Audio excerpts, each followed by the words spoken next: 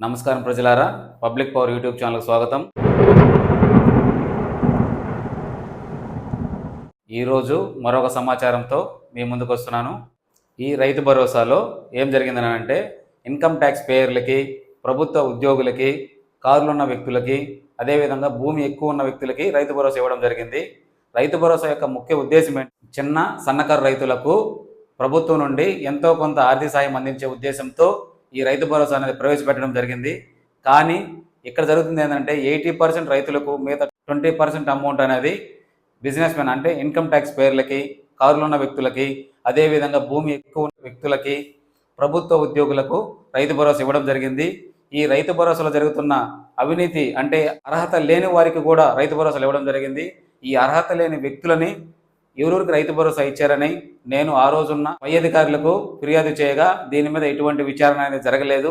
ఎందుకు జరగలేదని అంటే అంతా వాళ్ళే కాబట్టి, భూస్వాములు, పెత్తందారులు, అందరూ రాజకీయ నాయకులు, అందరూ పెద్ద వ్యక్తులు కాబట్టి వారికి మాత్రమే భరోసా ఇవ్వడం జరిగింది. మామూలుగా అర్హత ఉండి ప్రభుత్వ కార్యాలయాల చుట్టూ, అదే రైతు భరోసా కేంద్రాల చుట్టూ తిరిగే రైతులు ఎంతోమంది కార్యాలయాల చుట్టూ తిరుగుతూనే ఉన్నారు. కానీ ఇప్పటికీ వారికి రైతు భరోసా అనేది అందలేదు. అదేవిధంగా ఇన్కమ్ ట్యాక్స్ పేర్లు వీరికి మాత్రం ఎటువంటి కార్యాలయాల చుట్టూ తిరగకనే వీరికి మాత్రం భరోసా అనేది ప్రభుత్వం ఇస్తూ వస్తున్నారు.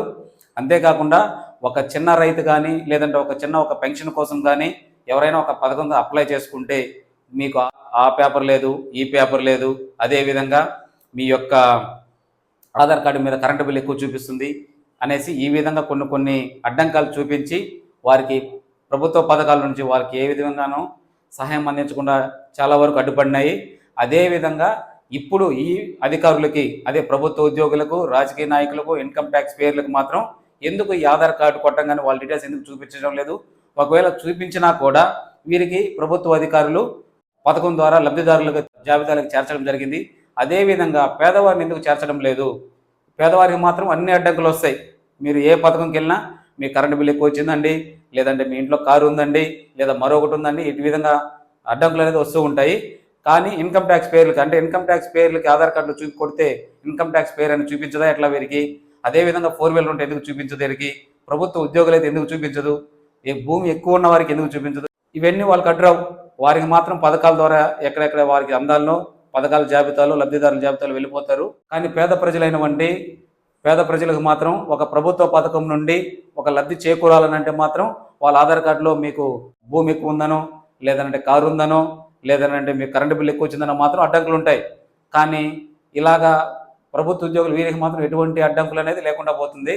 ట్యాక్స్ రూపంలో కట్టే ప్రతి రూపాయి ప్రతి పేదవారికి చెందాలి, అనర్హత లేని వారికి చెందకూడదు అనే ప్రభుత్వ నిబంధనలు ఉన్న అనర్హత లేని వారికి కూడా వెళ్ళిపోతూ ఉంది. ఈ కట్టే ప్రతి ట్యాక్స్ అనేది మన డబ్బు ఇది.